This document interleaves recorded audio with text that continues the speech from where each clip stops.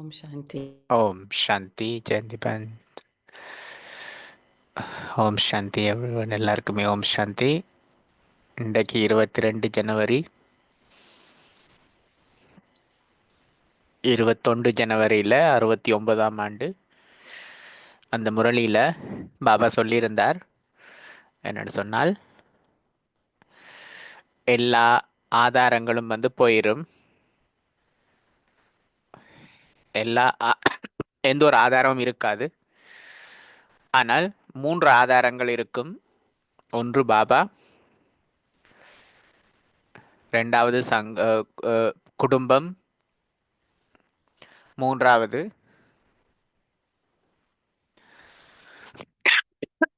குடும்பத்தினுடைய டிசிப்ளின், நியமங்கள், அதனுடைய ஆதாரம். அதுதான் எங்களுக்கு ஆதாரமாக இருக்கும். 69 முரளிகளில் பாபா சொல்லியிருந்தார். இப்போ பாபா அவ்வியக்தமானதால ஒரே ஒரு மாயை வரும் உங்களுக்கு, உங்கள் எல்லாருக்குமே. என்னென்னு சொன்னால், அது வரைக்குமே எங்களுக்கு தெரியும் பாபா தான் எல்லாமே செய்கிறாருண்டு. இப்போ பாபா அவ்வியக்தமானதுக்கு பிறகு பாபா என்ன சொன்னால், உங்களுடைய அகங்காரம், புத்தியினுடைய அகங்காரம் என்ற மாயை புதுசாக வரும் என்று. என்னன்னு சொல்லி சொன்னால், நான் சேவை செய்கிறேன் என்ற அந்த அகங்காரம். அதனால பாபா பிறகு சொல்லியிருந்தார், இந்த விழிப்புணர்வை நீங்கள் கொண்டிருக்க வேண்டும், நான் கருவி என்ற விழிப்புணர்வை பாபா சொல்லியிருந்தார். அந்த கருவி என்ற உணர்வு இல்லை என்று சொல்லி சொன்னால் 3 வார்த்தைகள் பாபா சொல்லியிருந்தார். அகங்காரம் வரும், அதாவது நீங்க அல்லது நீங்க சோர்ந்து போயிருவீங்க, அல்லது கவலை இருக்கும். அதனால பாபா சரீரம் விடும் பொழுது கூட அந்த மாதிரி ஆழமான கற்பித்தல்களை கொடுத்திருந்தார். ஓம் சாந்தி அருணாபன், எல்லாருக்குமே ஓம் சாந்தி. எங்களுக்கு 3 முரளிகள் இருக்குது. 18 சாக்கார முரளி, அவ்வியக்த முரளி இருக்குது. 18 பின்னேரம் முரளி இருக்குது. அந்த பிறகு 19 காலையில் ஒரு முரளி இருக்குது. அதனால 3 பொக்கிஷங்கள். அதனால நாங்கள் 18 பின்னேரம் நடந்த அவ்வியக்த முரளியை பற்றி ரிவைஸ் பண்ணலாம். அதுதான் பாபா சொல்லியிருந்தார். 40 வருட ஞாபகார்த்தம் இல்லையா, பாபா அவ்வியக்தமாகி 40 வருடம் அந்த முரளி பேசப்பட்டது. நான் அதை பற்றி உங்களுக்கு சொல்கிறேன். அப்போ என்ன நடந்ததுன்னு சொல்லி சொன்னால், பாபானுடைய சகபாடி சேவைக்கு அவர்களை அழைக்கப்பட்டிருந்தது. இந்த மீட்டிங்குக்கு அவர்கள் எல்லாருமே அங்கே இருந்தார்கள் பாபாவுக்கு முன்னால். பாபா அவர்களுக்கு நிறைய அன்பு கொடுத்தார், அவருடைய சேவை சகபாடிகளுக்கு. பிறகு பாபா சொல்லியிருந்தது, 3 வகையான மாலை குழந்தைகளுக்கு அந்த மாலைகளை போட்டீங்க. காலையிலிருந்து 3 வகையான மாலையை போட்டீங்க. அதனால் நாங்கள் கூட 4 மணி அமிர்த வேளை மெடிடேஷன், அதுக்கு சில நேரம் 4 மணிக்கு முதல்ல இருந்து லண்டனில் நாங்கள் கூட 3 மணிக்கு அமிர்த மெடிடேஷன் தொடங்கியிருந்தோம் 18 ஜனவரியில். பிறகு பாபான் ரூமில் நாங்கள் மெடிடேஷன் செய்திருந்தோம் 3 மணிக்கு. பிறகு 4 மணிக்கு கான்ஃபரன்ஸ் ஹாலில் மெடிடேஷன், செமினார் ரூமில் மெடிடேஷன் செய்திருந்தோம். அதனால் பாபா சொன்னார், இந்த நாள் அன்பிற்கான நாள். அதனால் முதலாவது அன்பினுடைய மாலை, ரெண்டாவது ஒரு அழகான ஞாபகார்த்தம். பாபா எப்படி கோபிகள், பந்தனத்தில் இருக்கிற கோபிகளுக்காக, என்னென்னு சொன்னால் தூய்மை இல்லையா, அந்த தூய்மைக்காக அவர்கள் நிறைய சகித்து கொள்ள வேண்டியதாக இருக்குது. பாபானுடைய அன்பு, பாபானுடைய வழிகாட்டலின்படி இந்த பாதையில் நடந்து கொண்டிருக்கிறார்கள். அதனால் பாபா அவர்களுடைய மாலையையும் பெற்றுக்கொண்டார். ஆனால் இந்த மாலைகள் விசேஷமானது. என்னென்னு சொன்னால், இந்த மாலைகள் கண்ணீரினுடைய அன்பு, கண்ணீருடைய மாலைகள், இந்த கோபிகளுடைய மாலைகள். ஏனென்று சொன்னால், பாபாட்ட இருந்து பிரிஞ்சிருக்கிறார்கள், பாபாவை சந்திக்க முடியாது. அதுக்குள்ள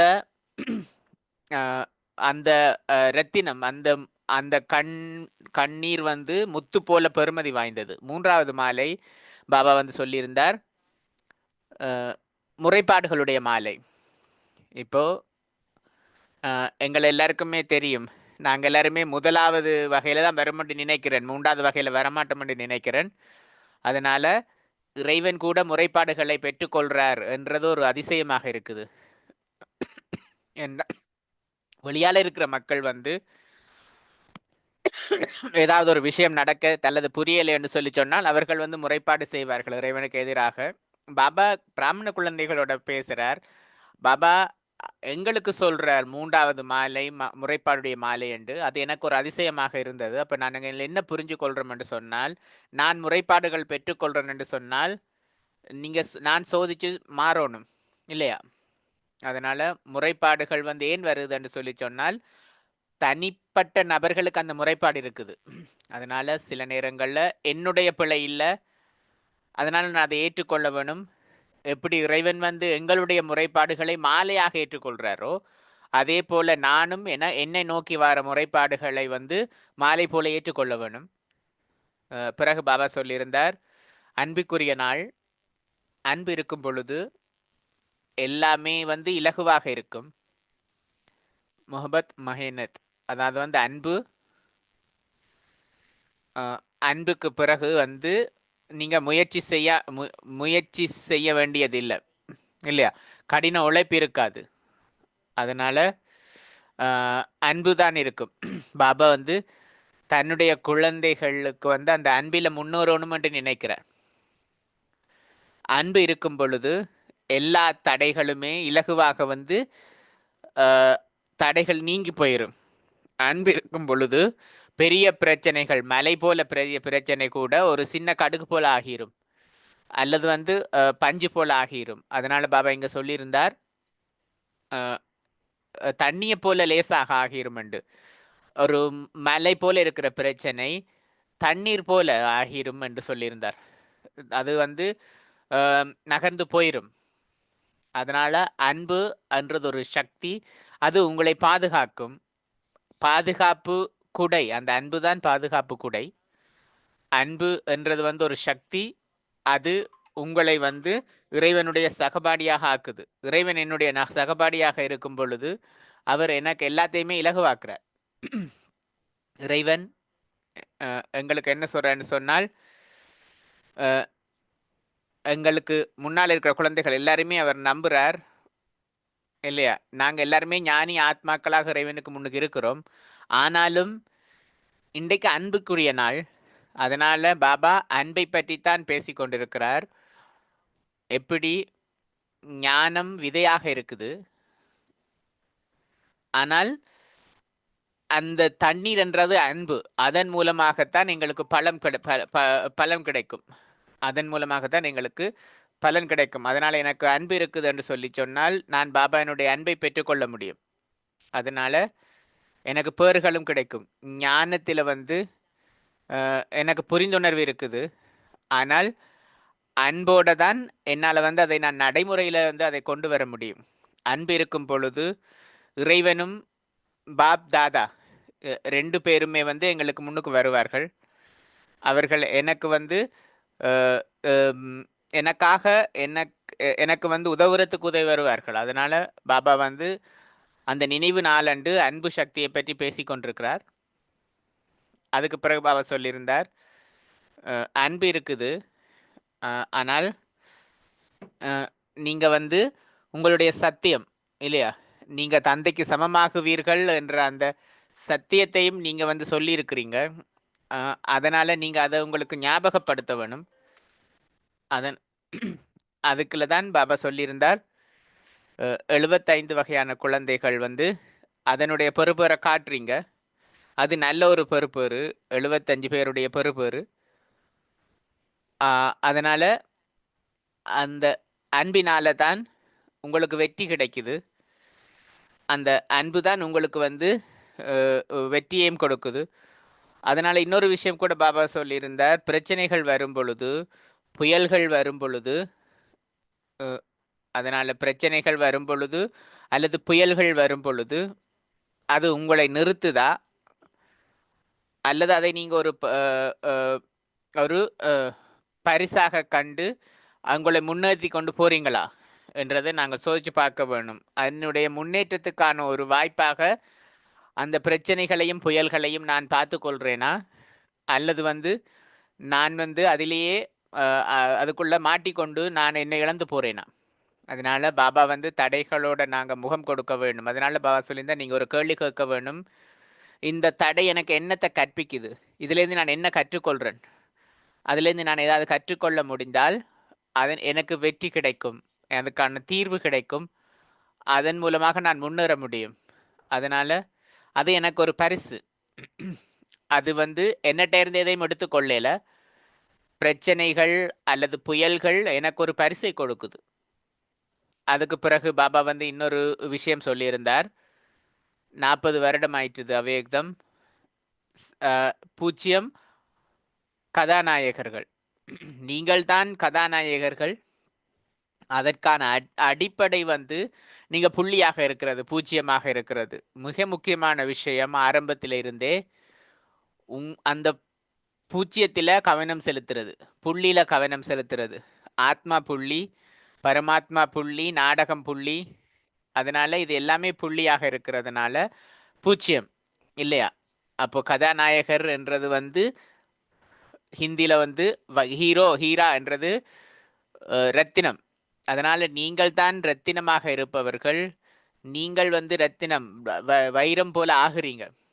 அதனால் 4 0க்கு சொல்லியிருந்தார். பிறகு 4க்கு பாபா என்ன சொன்னார்ன்னு சொன்னால், எல்லாருக்காகவும் தூய உணர்வுகளும் நல்ல ஆசிகளும் நல்ல எண்ணங்களும் எல்லாருக்காகவும் இருக்க வேணும். எல்லாரும் என்று சொன்னால் எல்லா ஆத்மாக்களும், உலகத்தில் இருக்கிற எல்லாருக்காகவும், இயற்கைக்காகவும், பிராமண குடும்பத்துக்காகவும். அதனால் பாபா சொல்லியிருந்தார், யாராவது ஒரு ஆக்கள் பிழை செய்தால் அல்லது பலகீனத்தை இருந்தால், அது அப்படி இருக்கக்கூடாதா, ஆனாலும் அவர்கள் அப்படி இருந்தால் நீங்கள் அதனால் பாதிக்கப்படக்கூடாது, அவர்களை வெறுக்கக்கூடாது, அவர்களை சபிக்கக்கூடாது, அவர்களுக்காக எந்த ஒரு தீய எண்ணங்களும் கொண்டிருக்கக்கூடாது. ஆனால் உங்களுக்கான ஒரு வாய்ப்பாக அதை நீங்கள் எடுத்துக்கொள்ள வேண்டும். உங்களுடைய ஒத்துழைப்பையும் அன்பையும் அவர்களுக்கு வழங்குவதாக இருக்க வேண்டும். அதனால் வழங்குவராக இருக்க வேண்டும், கருணை நிறைந்தவராக இருக்க வேண்டும், நன்மை செய்வராக இருக்க வேண்டும். அதன் மூலமாகத்தான் நீங்கள் அவர்களுக்கு உதவி செய்ய முடியும். யாராவது கீழே இருந்தால், விழுந்தால், நீங்கள் அவர்களை இன்னமும் ஏறி மிதிக்க மாட்டீர்கள். அவர்களுக்கு கை கொடுத்து அவர்களுக்கு உதவி செய்வீங்க இல்லையா? அதனால் முதலாவது விஷயம் தூய உணர்வுகள், நல்லாசிகள் எல்லாருக்காகவும். 2வது விஷயம், நீங்கள் கூட கேள்விப்பட்டிருப்பீங்க பல தடவைகள் இந்த வருடம் கூட, சுப சிந்தனை. எல்லாருக்காகவும் தூய உணர்வு, சுப சிந்தன். அதுக்கான மொழிபெயர்ப்பு தூய எண்ணங்கள் என்று தான் வருது. அது சரியான மொழிபெயர்ப்பு என்றது இல்லை. பாபா என்ன அதில் சொல்ல வரார் என்று சொன்னால், சுப சிந்தன் என்றது சுயத்துக்கான தூய உணர்வை கொண்டிருக்கிறது. சுயத்துக்காக தூய உணர்வுகளை கொண்டிருக்கிறது. நீங்கள் யாரு? நீங்கள் இறைவனுடைய குழந்தை. நீங்கள் சுய மாற்றத்துக்குரியவர்கள். அதன் மூலமாக நீங்கள் உலக மாற்றத்துக்குரியவர்களாக ஆகுவீங்க. அதனால பாபா அந்த வார்த்தைகளோட விளையாடுறார் இல்லையா? அதை நீங்கள் நினைவு செய்யும் பொழுது, இறைவன் உங்களுக்கு கொடுத்த அந்த பட்டங்களோட சுயமரியாதைகளோடு நீங்கள் நீங்கள் விளையாடும் பொழுது உங்களுடைய அந்த நடத்தை,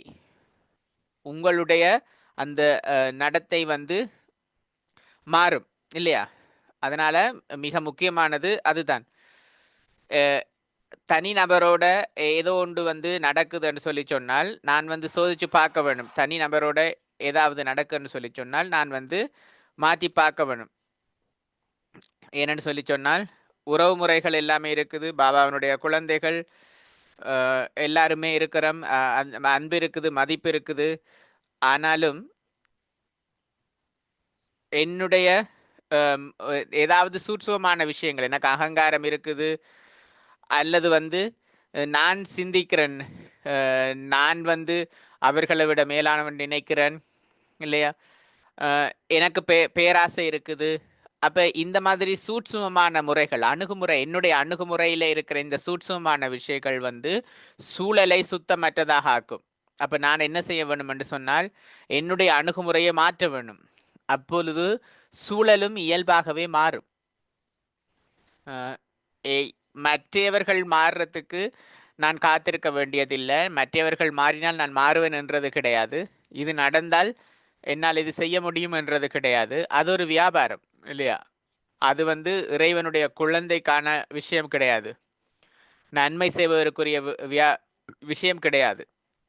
அதனால நான் நினைவு செய்ய வேண்டும் என்னுடைய சுய நிலை எப்படி இருக்குது, சுய மரியாதை, நான் யாரு, நான் என்ன செய்ய வேணும் என்றது பற்றி, மற்றவர்கள் என்ன செய்யணும் என்றதை பற்றி இல்லாமல், எப்படி மற்றவர்கள் மாறணும் என்றது இல்லாமல் நான் இந்த அணுகுமுறை எனக்கு இருக்க வேண்டும்.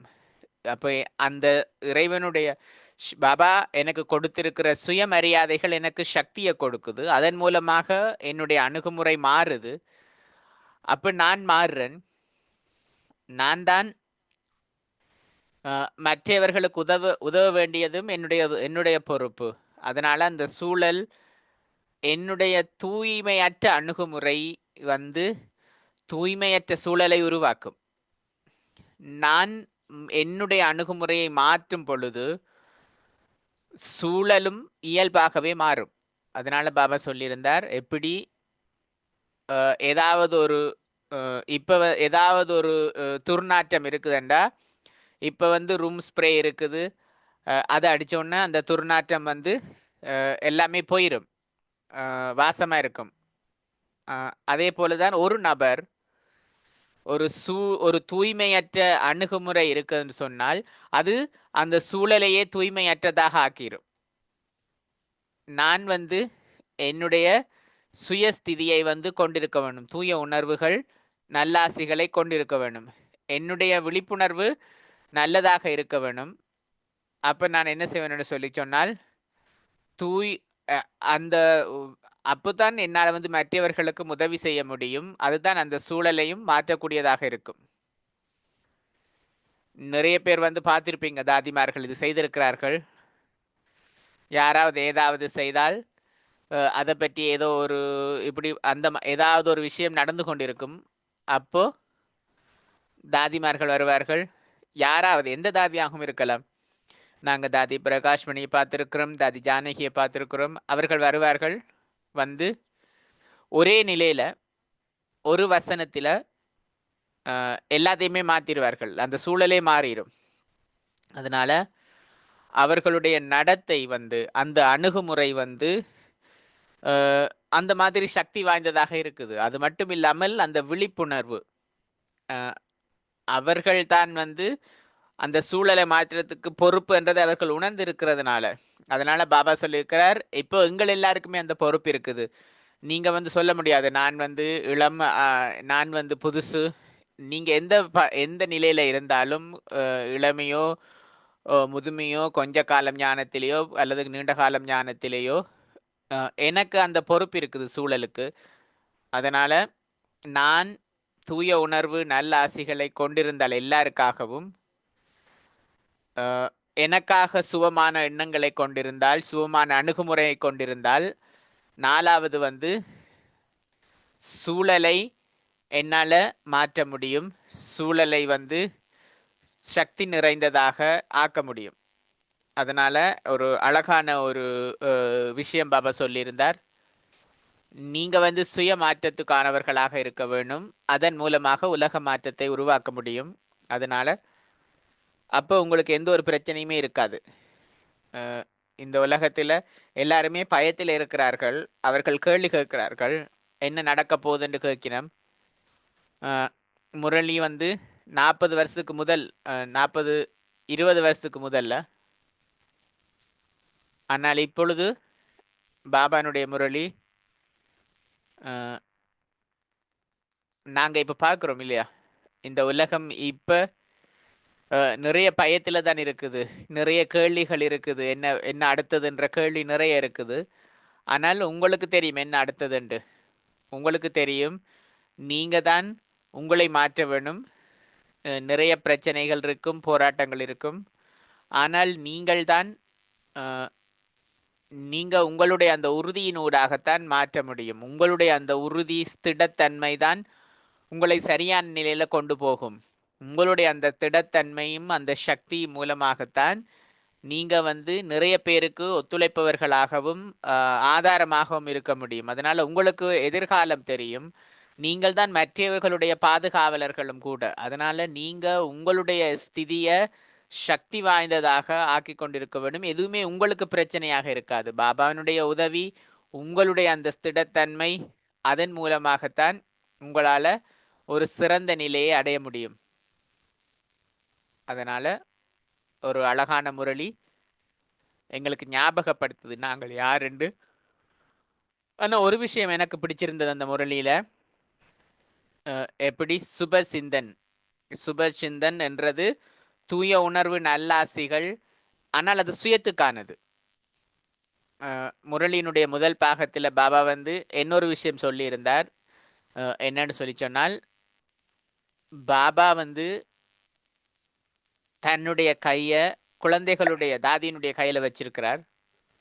அவர்களோட சேர்ந்து பாபா வந்து எல்லாருக்குமான உறுதியை, எல்லாருக்குமான அந்த சக்திகளையும் கொடுக்கிறார்.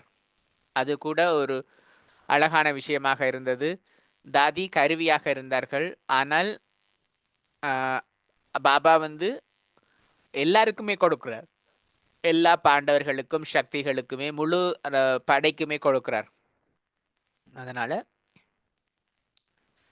18 ஜனவரி முரளிகள் எப்பொழுதுமே ஒரு நல்ல முரளி, ஆனால் ஒரு அன்பு நிறைந்த முரளியாக இருக்கும். அதனால அன்பில பாபா எங்களுக்கு வந்து தான் முழுமையாகணும் என்று நாங்கள் முழுமையாக வேணும் என்றதுக்கு எங்களுக்கு வந்து அறிவுரை கொடுக்கிறார், ஊக்கம் உற்சாகம் கொடுக்கிறார்,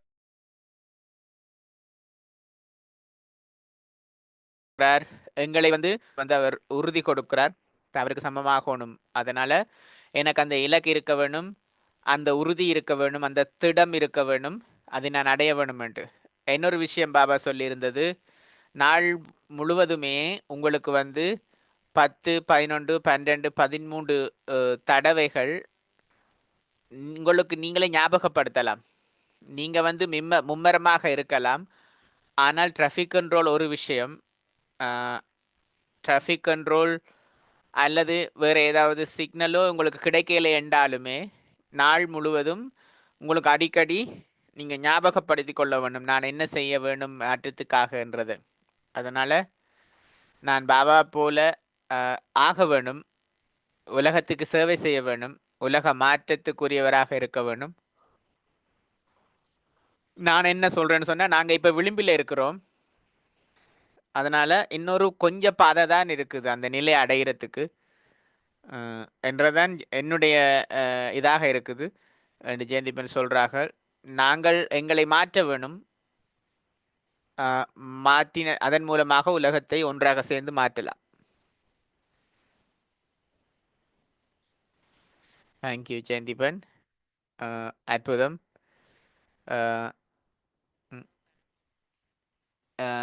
18 ஜனவரி முரளியில், அந்த முரளியில் பாபா சொல்லியிருந்தார், நீங்கள் வந்து யாருடைய பலகீனங்களையும் பார்க்கக்கூடாது, அவர்களுக்கு ஒத்துழைப்பு வழங்க வேணும் என்று. அதுதான் தூய உணர்வுகளும் நல்ல ஆசைகளும் மற்றவர்களுக்காக கொண்டிருக்கிறது என்று. அப்போ எப்படி நாங்கள் அந்த ஒத்துழைப்பு வழங்கலாம் என்று சொல்ல முடியுமாண்டு ஜெயந்திப் என்ன சொல்கிறேன்னு சொன்னால், இப்போ ஒரு ஆள் இருக்கிறார், அவர் வந்து ஒரு ஒழுங்காக இல்லை, நான் வந்து முறைப்பாடு செய்கிறேன் அவர்கள் இந்த ஒழுங்காக இல்லை என்று. அந்த முறைப்பாடு செய்கிறது இல்லை, அவர்கள் வந்து ஒரு ஒழுங்குமுறையாக இல்லை என்றத முறைப்பாடு செய்கிறத விட்டுட்டு யாரையாவது ஒரு ஆளை ஒழுங்குபடுத்தி அவர்களுக்கு வந்து ஆதரவு கொடுத்து அவர்களை வந்து நாங்கள் ஒழுங்குபடுத்துகிறோம் இல்லையா. நாங்கள் சொல்ல முடியாது நீங்கள் விட்டுட்டு போங்கண்டு. அதனால் யாராவது ஒரு ஆளை நாங்கள் வந்து மேலதிகமாக ஒரு ஆளை சப்போர்ட்டுக்கு ஆதரவுக்கு கொடுத்து நான் செய்யலாம் அல்லது வேறொரு ஆளை செய்யலாம் அவருக்கு உதவி செய்கிறதுக்கு, அவர் ஆர்கனைஸாக இருக்கிறதுக்கு, அவர் வந்து ஒழுங்குமுறையாக இருக்கிறதுக்கு இல்லையா. இது கிச்சன் மட்டும் என்று சொல்ல முடியாது. நாங்கள் வந்து ஆஃபீஸில் சொல்லலாம் இல்லையா, கிச்சன் ஒழுங்குமுறையாக இருக்க வேணும், அல்லது வந்து எல்லாத்துலேயுமே ஒழுங்குமுறையாக இருக்க வேண்டியது மும்மரமாக இருக்குது இல்லையா. அதனால் நிறைய விஷயங்கள் இருக்குது. அப்போ நாங்கள் வந்து சிந்திச்சு பார்க்க வேணும். அவர்கள் அதிலேருந்து நாங்கள் வந்து நிப்பாட்டக்கூடாது. ஆனால் அவர்களுக்கு உதவி செய்ய வேணும். அவர்களுக்கு வந்து ஒத்துழைப்பு கொடுக்க வேணும். அப்போ அது இலகுவாக இருக்கும்.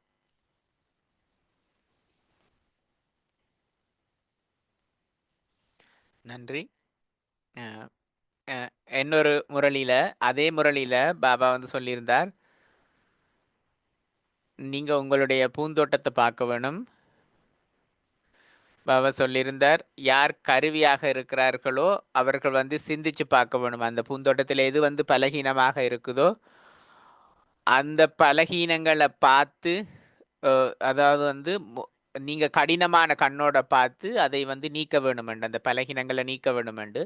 இது காலம முரளியில் சொல்லியிருந்தார் 18 ஜனவரியில் இல்லையா? அதனால பாபா என்ன சொல்கிறேன்னு சொன்னால், நான் வந்து ஒரு வகுப்புக்கு பொறுப்பாக இருக்கிறேன் அல்லது நாட்டுக்கு பொறுப்பாக இருக்கிறேன்னு சொன்னால், ஆனால் ஒரு நபர் வந்து அவர் வந்து கவனம் செலுத்துறது குறைவாக இருக்குது அல்லது ஏதோ ஒரு பிழை இருக்குன்னு சொன்னால், சேவை முக்கியம்தான், அது முக்கியம். ஆனால்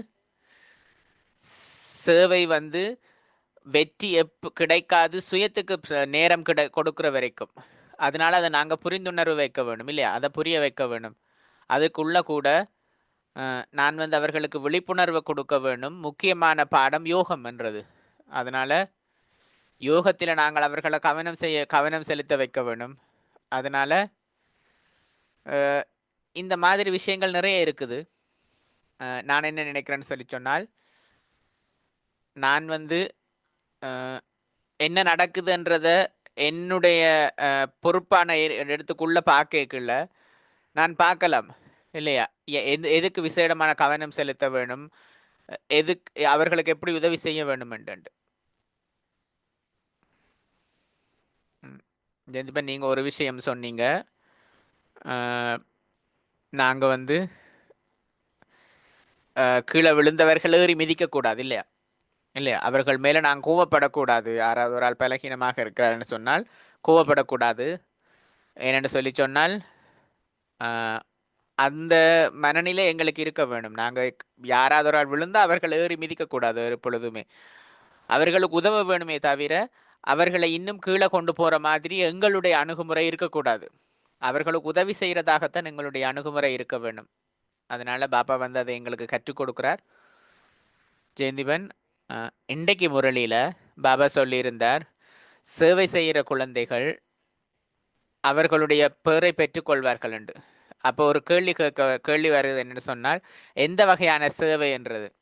நீங்கள் வந்து மனசா சேவையா, அதற்கான பலனா, அல்லது வந்து ஓடி ஓடி மியூசியம் அல்லது வந்து அந்த கோர்ஸ் கொடுக்குறது அந்த மாதிரி சேவையா? பாபா அதில் என்ன சொல்கிறார் என்றது ஒரு கேள்வி இருக்குது. பாபா எப்பொழுதுமே சொல்கிறது 3 வகையான சேவை பற்றி.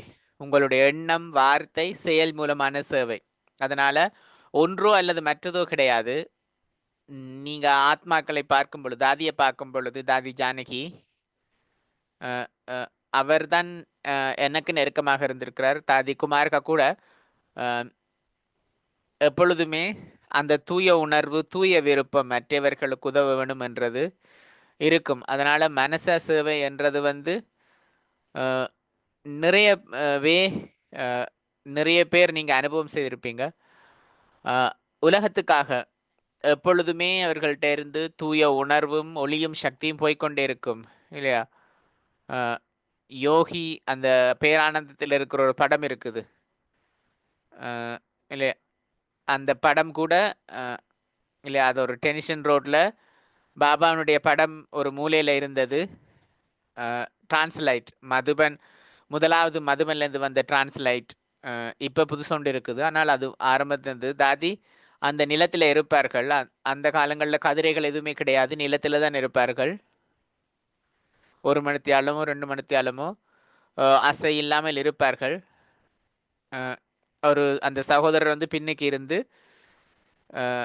அதை பார்த்து இல்லையா, அவருக்கு ஒரு விஷன் கிடைச்சது. இறைவனுடைய அந்த ஒளி அவர்கள்ட்ட தாதிகிட்ட என்று போகிறது மாதிரி. அதனால் மனசா சேவை என்றதும் இருக்குது. அதுக்கு பிறகு தாதி வந்து எவ்வளோ நேரம் கொடுத்தார்கள் இல்லையா வகுப்பு கொடுக்கறதுக்கு, மற்றவர்களோட பேசுறது, அதனால வார்த்தைகள் மூலமான சேவை. மூன்றாவது, தாதி வந்து எப்பொழுதுமே வகுப்பு மட்டும் கொடுத்ததில்லை, தாதி வந்து சமைத்திருக்கிறார்கள், மற்றது ஆர்கனைசிங் செய்திருக்கிறார்கள், நிறைய விஷயங்கள் தாதி செய்திருக்கிறார்கள் இல்லையா. மற்ற மற்ற இடங்களில் களைப்பற்ற சேவை செய்திருக்கிறார்கள் தாதி. அதனால எல்லா வகையான சேவையும் எல்லா வகையான சேவையுமே முக்கியம். ஒரு ஒரு வகை வந்து இல்லாமல் போனாலும் அது என்னட்ட இருந்த ஒரு விஷயத்த வெளியால் கொண்டு போயிடும். அதனால் முழுமையாக முழு வட்டமாக, அதாவது வந்து 360 பாகை வட்டம் இல்லையா, அப்போ எல்லாமே சூழ்ந்து இருக்க வேணும். அப்போதான் 16 கலைகளும் நிரம்பியவர்களாக ஆக முடியும் இல்லையா. நாங்கள் ஒரு சக்கரத்தை பேசுகிறோம் இல்லையா, முழு சக்கரத்தை பற்றியும் பேசுகிறோம், 360 பாக முழு சக்கரம் பற்றி பேசுகிறோம். அதனால் சேவை செய்கிற குழந்தைகள் என்றது பாபா சொன்னது. பிரம்மா பாபா அப்படித்தான் இல்லையா. பிரம்மா பாபா வந்து வெறுமனே பேசுறது மட்டுமில்லை, அல்லது யோகத்தில் இருக்கிறது மட்டுமில்லை, பாபா வந்து போய் சொல்லுவார், கட்டட இடங்களுக்கு போய் பாபா அங்கே சேவை செய்திருக்கிறார், வழிகாட்டல்கள் கொடுத்திருக்கிறார் பாபா வந்து. அதனால் வழிகாட்டல்கள் கொடுத்திருக்கிறார், எல்லாமே செய்திருக்கிறார். ஹிஸ்ட்ரி ஹாலில் கட்டும் பொழுதும் கூட சசிவனுடைய ஆஃபீஸ் இருக்கிற இடத்துல எல்லாமே வந்து பாபாவனுடைய மேற்பார்வையில் தான் கட்டப்பட்டது. சந்திராஸ் பாய் அவருடைய கான்ட்ராக்டராக இருந்தார். ஆனால் பிரம்மா பாபா அதனால் அது அந்த உழைப்பு இல்லையா. பாபா கிச்சனில் போய் சமைச்சிருக்கிறார், பார்த்துருக்கிறார் என்னென்ன உப்பு இருக்குதா, சீனி இருக்குதா, இது இருக்குதா, அது இருக்குதாண்டு. அதனால் சேவை என்றது வந்து எல்லா வகையான சேவையும் இருக்குது அதில். அதனால் இன்றைக்கு முரளியில் பாபா சொல்லியிருந்தது, உங்களுடைய மனதை வந்து வீணானதில் இருந்து வச்சிருங்கள். அதனால் உங்களுடைய சுயமரியாதையை பற்றி சிந்தியுங்கள், அந்த சுயமரியாதையினுடைய இதில் இருங்கள் என்று பாபா சொல்லியிருந்தார் இல்லையா. அப்போது யக்கியத்துக்கு என்ன தேவை என்றதில் நீங்கள் வந்து மும்மரமாக இருக்க வேண்டும். பாபா வந்து எல்லாருக்குமே நன்மை செய்கிறத பற்றி சிந்திக்க வேண்டும் என்று சொல்லியிருந்தார். அதனால் இது எல்லாமே வந்து மிக முக்கியமானது.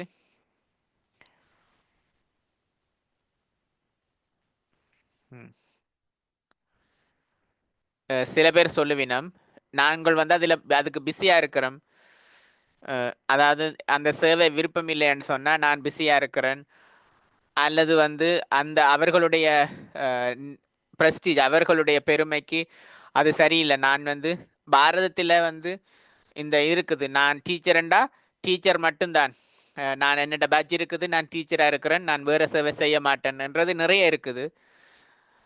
இங்கேயும் இருக்குது, ஆனால் குறிப்பாக.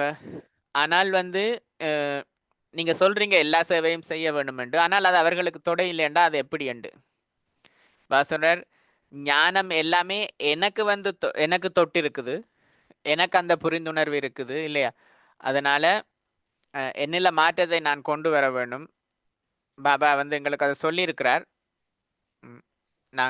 நாங்கள் பேசின இன்றைக்கு அந்த 18 ஜனவரி முரளியில் பாபா சொல்லியிருந்தேன். அதனால் நான் கேட்குறேன் ஒரு விஷயத்தை என்றால், அப்போ அது எண்ணத்தை உருவாக்கும், ஆனால் மாற்றத்தை உருவாக்காது. அந்த எண்ணம் இருக்குதுன்னு சொன்னால், அந்த எண்ணத்தை நான் சிந்தனை செய்யும் பொழுது, எனக்காக அதை நான் வந்து மீட்டல் செய்யும் பொழுதுதான் அந்த மாற்றம் வந்து நடைபெறும். இல்லைன்னு சொன்னால் அது வார்த்தைகளில் இருக்கும், என்னுடைய புத்தியில் இருக்கும், ஆனால் அது மறந்து போயிடும். ஆனால் என்னிலே எப்போ அது பதியும் என்று சொல்லி சொன்னால், அதை நான் சிந்திக்கும் பொழுது, அதை என்னுடைய அந்த உணர்வில் கொண்டு வரும் பொழுது அதுதான் எனக்கு மாற்றத்தை கொண்டு வரும். அதனால பாபா எனக்காக பாபா என்ன சொல்றாருன்னு சொல்லி சொன்னா, நான் பாப் சமான் ஆக வேணும் என்று சொல்றார் பாபா. அப்ப நான் ஏன் இங்க இருக்கிறேன், ஏன் நான் வந்து கலியுகத்தை விட்டுட்டு இங்க வந்திருக்கிறேன், அதை நாங்கள் வந்து கேட்டு பார்க்கணும் இல்லையா. நான் வந்து என்னுடைய நோக்கம் என்ன, நான் ஏன் கலியுகத்தை விட்டுட்டு இங்க வந்திருக்கிறேன், அதில் தான் வரிசைக்கிரமம் இருக்குது இல்லையா. அதனால பாபா வந்து எல்லாமே விளங்கப்படுத்தி இருக்கிறார்.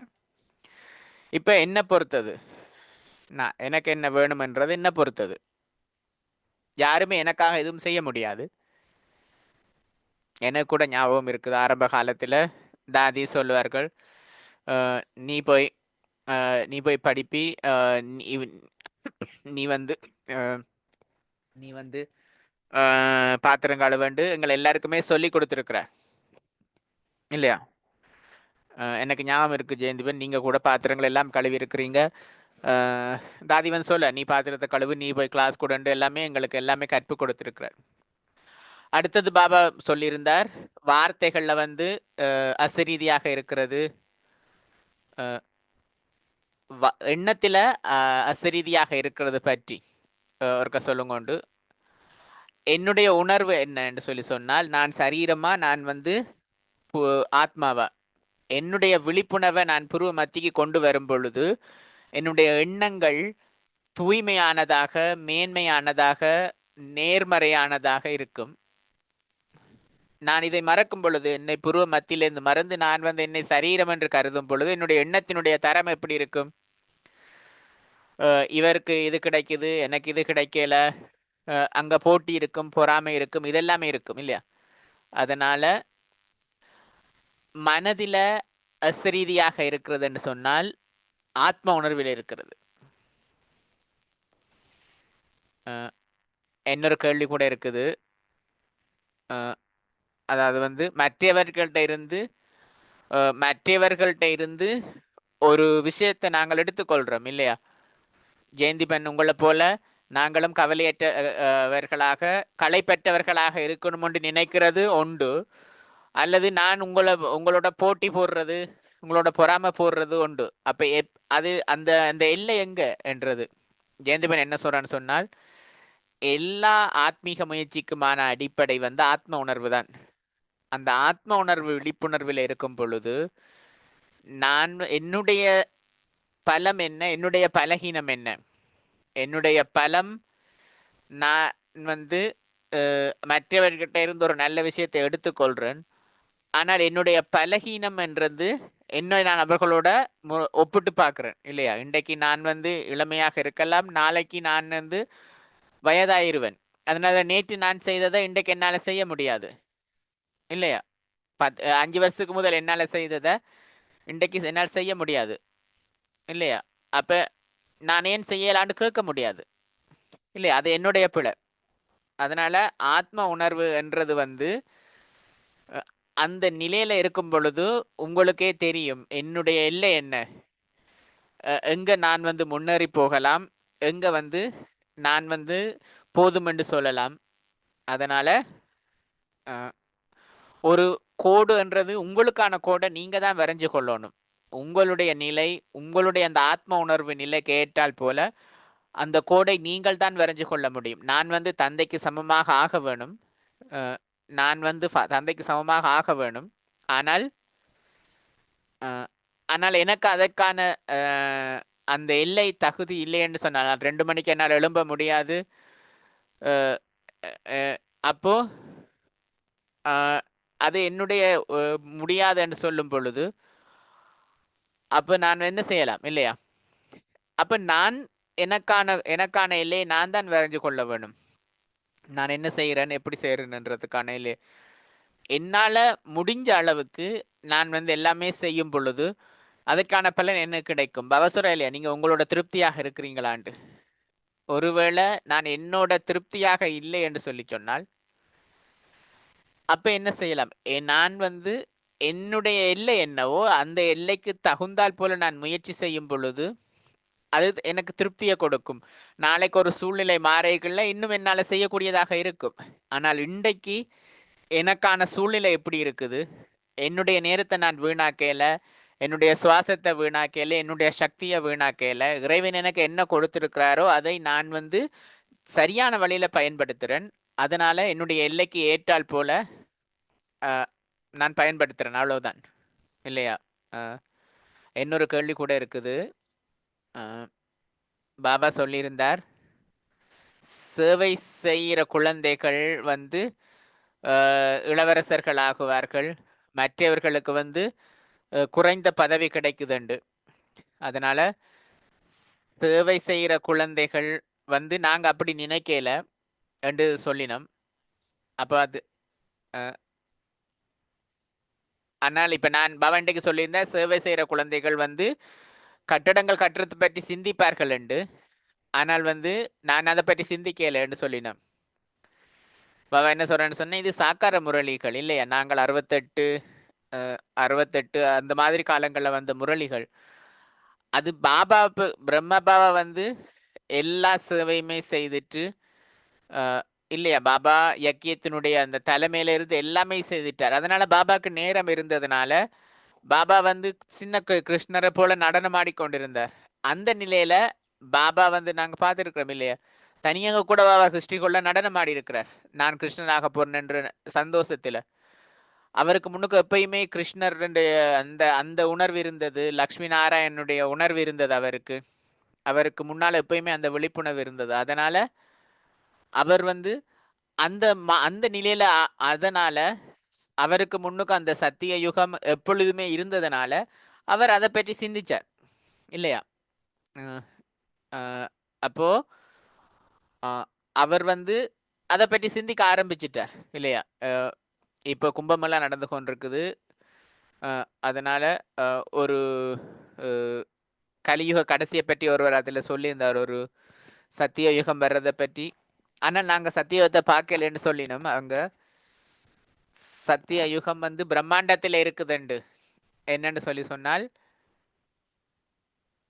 எங்களுடைய பார்வையில சத்திய யுகம் இருக்குது, அவர்களை பொறுத்த வரைக்கும் பிரம்மாண்டத்தில் சத்திய யுகம் இருக்குது. ஆனால் எங்களை பொறுத்த வரைக்கும் சத்திய யுகம் எங்களுடைய விழிப்புணர்வில் இருக்குது, எங்களுடைய அந்த அதனால நான் ஒவ்வொரு நாளும் சேவையை பற்றி சிந்திக்கிறேன். நான் இன்றைக்கு என்ன நாளைக்கு செய்யணும் என்று சிந்தித்தால் நான் சத்திய யுகத்தை பற்றி சிந்திக்க மாட்டேன். நான் என்ன மாதிரி பலசை கட்ட போறேன்னு சிந்திக்க மாட்டேன்.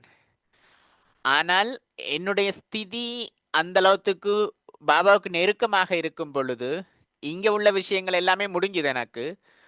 இப்போ வந்து நான் எது அந்த சத்தியுகத்தை பற்றிய சிந்தனை எப்படி என்னுடைய பலசு இருக்கும், என்னுடைய மாளிகை எப்படி இருக்கும் இல்லையா, வயசு ஸ்திதி இது எல்லாமே இருக்கும் பொழுது அந்த மாதிரி சேவதாரி குழந்தைகள் வந்து அதை பற்றி சிந்திப்பார்கள்.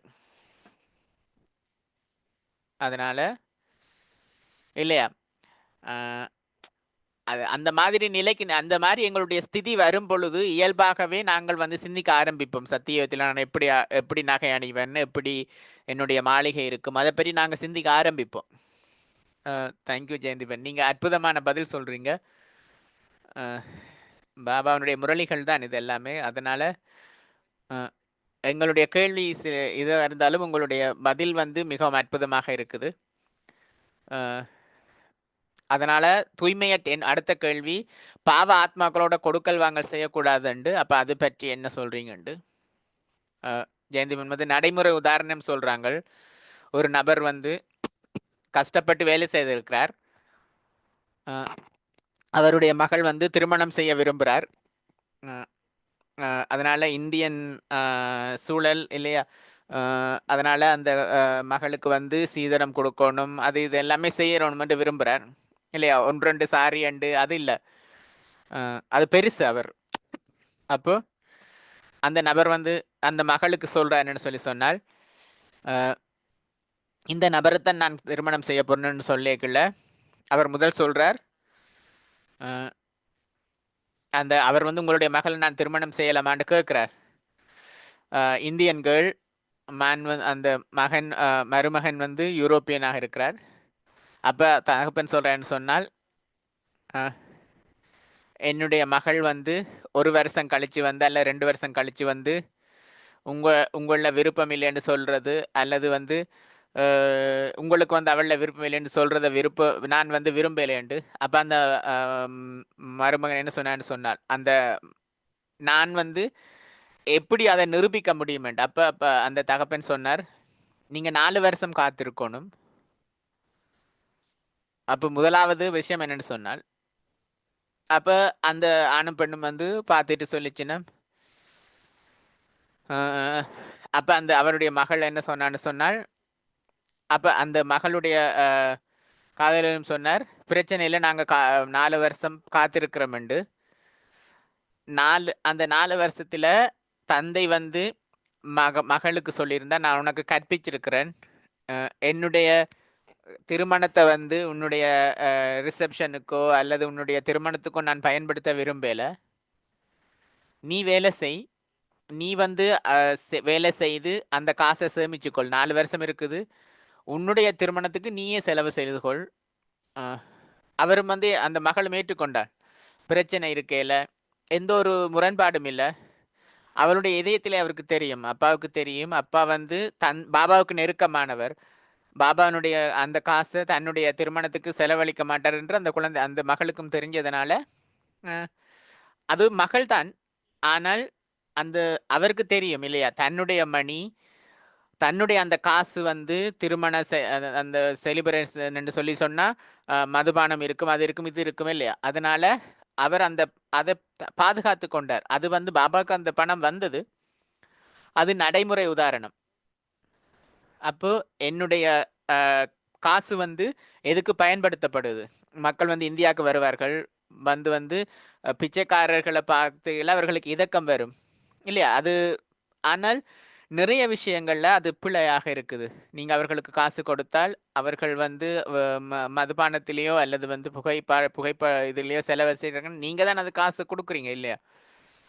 நீங்க உணவு கொடுங்கோ, அல்லது ஒரு ஒரு குளிராக இருந்தால் அவர்களுக்கு ஒரு போர்வையை கொடுங்கோ, ஆனால் காசு கொடுக்காங்கோ. ஏன்னு சொன்னால் அவர்கள் அதை வச்சு என்ன செய்யணும்னு தெரியாது. அதனால இது எல்லாமே உதாரணம். எனக்கு தெரிஞ்ச ஒருவரை கூட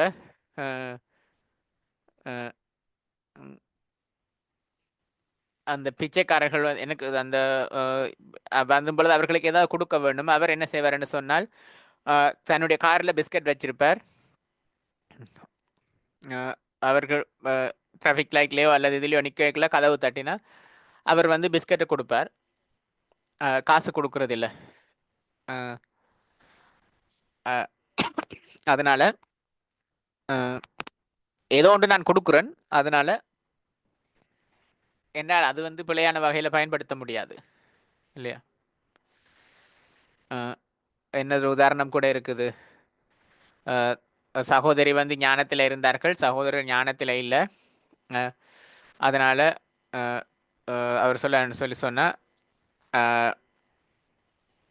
ஏதாவது உங்களுக்கு தேவையானதை வந்து பிள்ளைகளுக்கு கூட அவர் வந்து உங்களோட அப்பாண்ட காசில் தான் நீங்கள் மச்சம் பண்ணி சாப்பிடணும், என்னுடைய காசில் வந்து படிப்பு கண்டா நான் காசாரன்னு சொல்லியிருக்கிறார்கள். அதனால் இன்னொரு விஷயம் கூட இருக்குது ஜெயந்தீபன், நீங்கள் விளங்கப்படுத்துங்கோ தெளிவாக என்ன நடக்கும். ஆத்மா சரீரத்தை விட்ட பிறகு அடுத்த சரீரம் எடுக்கிற வரைக்கும், ஏன்னு சொல்லி சொன்னால் நாங்கள் கேள்விப்பட்டிருக்கிறோம், ஆத்மாவுக்கு எதுவுமே கேட்காது, ஆத்மாவுக்கு எதையுமே உணர முடியாது. ஆனால் அந்த 13 நாள் சூட்சும வதனத்தில் ஆத்மா இருக்கும் என்று கேள்விப்பட்டிருக்கிறோம். அப்போ என்ன அதை பற்றி கொஞ்சம் தெளிவாக விளங்கப்படுத்தினீங்கன்னு சொல்லி சொன்னால் நல்லா இருக்குமெண்டு. ஜெயந்தம் என்ன சொல்கிறான்னு சொல்லி சொன்னால், சிலது வந்து முரண்பாடுகளும் இருக்குது. ஆனால் பொதுவாக ஆத்மா வந்து சரீரத்தை விட்டு போகும் உடனடியாகவே ஒரு தாயினுடைய கருப்பைக்குள்ள போகலாம், ஒரு சரீரம் தயாராக இருக்கும் பொழுது. அப்போ அந்த ஆத்மாவுக்கு எவ்வளவு காலமோ அவ்வளவு காலம் வந்து அந்த ஆத்மா அதுக்குள்ள அந்த கருப்பையில இருந்து கொண்டு என்னென்னவோ என்ன சத்தியம் செய்ய வேணுமோ என்னவோ அது அந்த தண்டனை பாபா சொல்லிருக்கா இல்லையா, கருப்பையில தண்டனை அது இருக்கும். 13 நாள்ன்றது வந்து என்னென்னு சொல்லி சொன்னால், சில பேர் வந்து சொல்லுவீர்கள், சில பேர் 1 மாதம் 31 நாள் கூட செய்வீர்கள் இல்லையா. சீக்கில் கூட ஒரு தந்தை இறந்ததுக்கு பிறகு அவர் என்ன சொன்னார் சொல்லி சொன்னால் 1 மாதம் 31 நாள் செய்வார்கள். அப்போ அதில் என்ன நடக்குதுன்னு சொல்லி சொன்னால், அந்த குடும்பம், அந்த இறந்தவர்களுடைய குடும்பம், அவர்களுக்கு ஆத்மீக சக்தி வேணும், ஆத்மீக அதனால் அவர்கள் செய்கிற அந்த பிராமண பண்டிதர்களுக்கு படைக்கிறதோ அல்லது வந்து புத்தகங்கள் வாசிக்கிறதோ மெடிடேஷன் செய்கிறதோ அல்லது அந்த ஆத்மாவுக்கு படைக்கிறதோ, அது அது எல்லாமே உங்களுடைய அந்த வழிமுறைகள் இல்லையா, அது எல்லாமே உங்களுக்கு உதவும். இல்லையா? அந்த அந்த ஆத்மாவினுடைய பிரிவு, புது குழந்தை அந்த ஆத்மா மறுபிறப்பு எடுக்குது. ஆனால் அது எங்கள நாங்க வந்து அந்த எங்களுக்கு அந்த ரியாலிட்டி எங்களை நாங்க என்ன நிலையில இருக்கிறோம் என்றத புரிஞ்சுக்கோ என்ன சொன்னால் அந்த ஆத்மா வந்து ஒரு இடத்தை வெறுமையாகுது இல்லையா? அந்த ஆத்மா போயிட்டேன்னு சொன்னா அந்த இடம் வந்து வெறுமையாகுது. திடீரென்று ஒரு ஆள் இறந்துட்டால் அங்க திடீரென்று இல்லை என்றாலும் எதிர்பார்த்தாலுமே அந்த இடத்துல ஒரு வெறுமை வருது இல்லையா? அப்ப நாங்க செய்கிற அந்த காரியங்கள் எல்லாமே எங்கள் எங்களுடைய எங்களை நாங்கள் வந்து சரிப்படுத்துறதுக்காக இல்லையா? அந்த புதுசை ஏற்றுக்கொள்றதுக்கு அவர் இல்லை என்றதை நாங்கள் ஏற்றுக்கொள்றது. அதனால ஆத்மா மேலே இருக்கிறது என்றது கிடையாது. ஆத்மா வந்து பழைய பழைய வீட்டோட தொடர்பில் இருக்கும். மற்ற தாயினுடைய சரீரத்தில் இருந்தாலும் பிறந்ததுக்கு பிறகுதான் அந்த குடும்பத்தோட தொடர்பு வரும். அது வரைக்கும் தாயினுடைய கருப்பையில இருந்தாலும் அந்த ஆத்மாவுக்கு வந்து அதிர்வலைகள் போய்கொண்டே இருக்கும் இல்லையா? ஆத்மா வந்து அந்த அதிர்வலைகளை பெற்றுக்கொண்டே இருக்கும். அன்பாக இருந்தலாம், அல்லது உங்களுடைய பிரார்த்தனைகளாக இருக்கலாம் இல்லையா? ஆத்மா தாதி எப்பொழுதுமே சொல்வார்கள், அந்த ஆத்மாவை பற்றி மட்டும் நினைக்காதீர்கள், பாபாவை நினைச்சு அந்த ஆத்மாவுக்கு சக்தி கொடுங்கள் என்று. அதனால நாங்கள் தியானம் செய்கிறோம் என்று சொல்லி சொன்னால் அந்த நல்ல அதிர்வலைகள் வந்து அந்த ஆத்மாவுக்கு வந்து ஒரு சௌகரியத்தை கொடுக்கும், அந்த ஆத்மாவுக்கு ஒரு ஒத்துழைப்பை கொடுக்கும், ஒரு மகிழ்ச்சியை கொடுக்கும் இல்லையா? இல்லையா? ஆத்மா அது நம்புறார்களோ இல்லையோ இல்லையா, ஆனால் உங்களுடைய அந்த பிரார்த்தனை வந்து அந்த ஆத்மாவுக்கு உதவி செய்யும், அந்த பயணத்துக்கு உதவி செய்யும். அதனால அந்த பாதுகாப்பு அந்த ஆத்மாவுக்கும் பாதுகாப்பு, உங்களுக்கும் அது பாதுகாப்பு இல்லையா? இல்லையா? அந்த பற்று வந்து முடியறதில்லை. உடம்பு முடிஞ்சிட்டாலும் பற்று முடியறதில்லை. அதனால அந்த பற்றை முடிக்கிறதுக்காகத்தான் இது எல்லாமே செய்யப்படுது இல்லையா? ஆத்மாவுக்கு வந்து நிறைய மாதம் இருக்குது. அப்போ சில பேருக்கு 13 நாள், சில இதில் வந்து 31 நாள், அது எல்லாமே. ஆனால் ஆத்மா அங்கே போய் தங்கி கொண்டிருக்க போறதுக்கு இல்லை. சில நேரங்களில்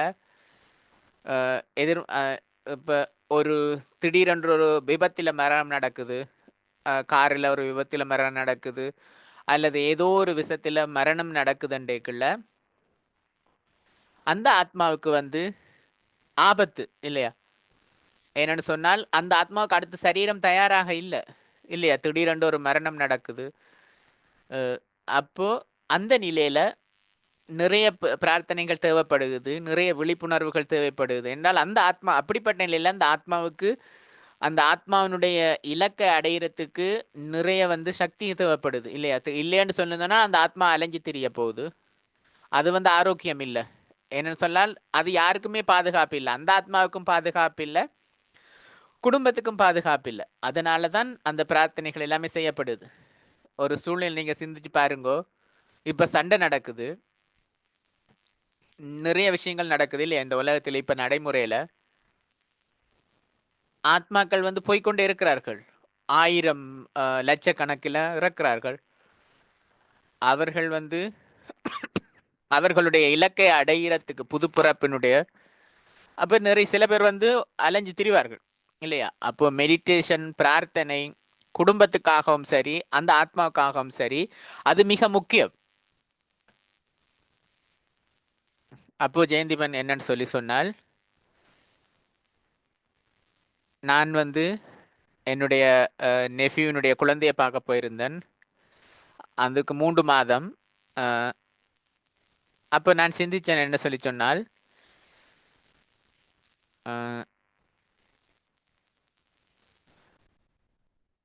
அந்த குழந்தை வந்து பிறந்திருக்குது, அந்த புது குடும்பத்தோட வந்து எல்லாமே இதண்டி இருக்குது. ஆனால் ஒவ்வொரு மரணமுமே வந்து திடீரென்று மரணம் தானே இல்லையா? ஒரு ஹார்ட் அட்டாக் வந்து கொண்ட திடீரென்று இல்லையா? யாருக்குமே யாருடைய மரணத்துக்குமே வந்து தேதியோ ஏதோ இல்லை. ஆனால் ஜெயந்தன் சொன்னால் திடீரென்ற மரணம் என்றது எப்படி என்று சொல்லி சொன்னால், நீங்க உங்களுடைய அந்த ஒரு ஆயுள் காலத்தை முடிக்கிறத இல்லையா? இல்லையா? பாரதத்துல கூட 70 வருடம்ன்றது தான் ஒரு சராசரி ஆயுள் காலம் இல்லையா? இப்ப வந்து 70 வயது மத்திய வயசு என்று சொல்லினோம். ஆனால் நான் ஒரு உதாரணம் சொல்றேன் உங்களுக்கு. ஹன்சபன் இங்க இருக்கிறார்கள் இல்லையா? கிச்சன்ல வந்து 40 வருஷத்துக்கு மேல சேவை செய்திருக்கிறார்கள். இந்த 2 மாசம் வந்து அவர்களுக்கு சரியான சரியில்லை இருக்கிறார்கள், சரியில்லாம இருக்காங்க. டாக்டர் என்ன சொல்றான்னு சொன்னால், குடும்பத்தை கூப்பிடுங்கோண்டு நிறைய பேர் வந்திருக்கிறார்கள். அமெரிக்காவில் இருந்து, அவர்களுடைய பிரான்சில் இருந்து எல்லாம் அவருடைய சொந்தக்காரர்கள் வரையினம். அப்போ அவர்களுக்கு ஒரு நல்ல வாழ்க்கை. இப்ப அவர்களுக்கு 80 வயதுக்கு மேல, 80 வயசுக்கு மேல இல்லையா? அப்போ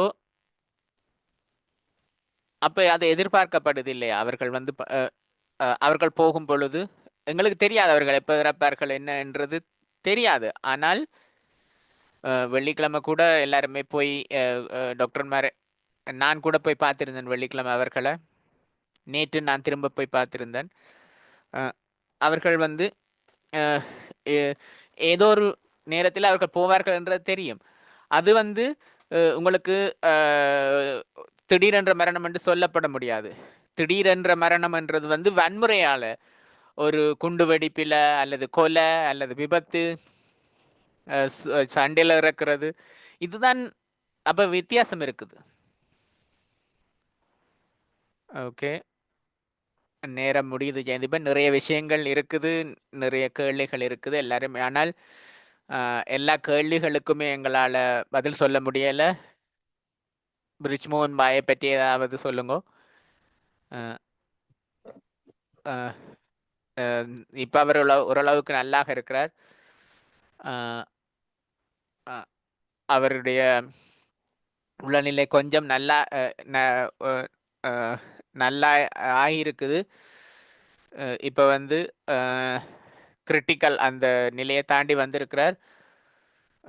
என்ன சொன்னால், அவருக்கு இந்த யக்கியத்தில் இன்னும் நிறைய பாகம் இருக்குது இல்லையா? எக்ஸிகூட்டிவ் செக்ரட்டரியாக இருக்கிறார் யக்கியத்தில். நிர்வேபாய் வந்து போனதுக்கு பிறகு செப்டம்பரில் இருந்து. அதனால் நான் என்ன நினைக்கிறேன்னு சொன்னால், பாபா அவரை இங்கே கொஞ்ச காலம் வச்சிருப்பார் என்று நினைக்கிறேன். எல்லாருடைய யோக சக்திகளும் முக்கியம். என்னென்னு சொன்னால், எல்லாமே அங்கே நடந்து கொண்டு இருக்குது. நீங்கள் சிந்திச்சு பார்க்கலாம். இறைவனுடைய ஒளியும் சக்தியும் அவர்களுக்கு வந்து அவருக்கு அந்த நேரத்தில் எல்லாருமே யோகம் செய்தார்கள். அதனால அது உதவி செய்யும் என்று நினைக்கிறேன். ஆஷா பென் கூட பேசியிருந்தார்கள் இல்லையா?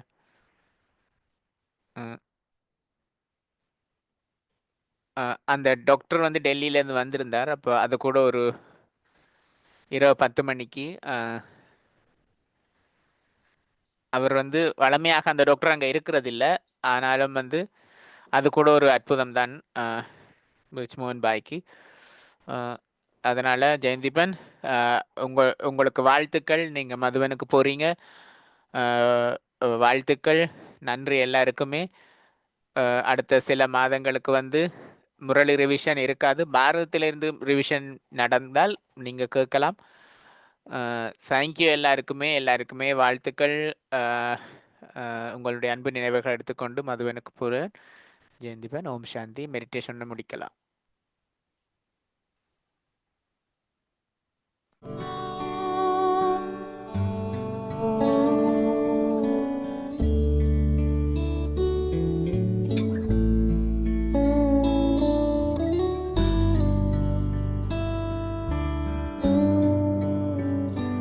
Nothing to seek, nothing to gain, nothing to know.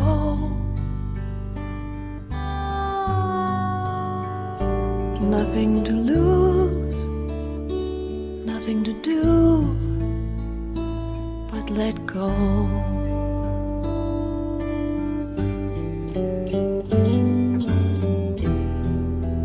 Let's rest here, where the future and the past disappear here in the sanctity of now. Nothing to prove, nothing to own, no one to be. Nowhere to move, already home, already free.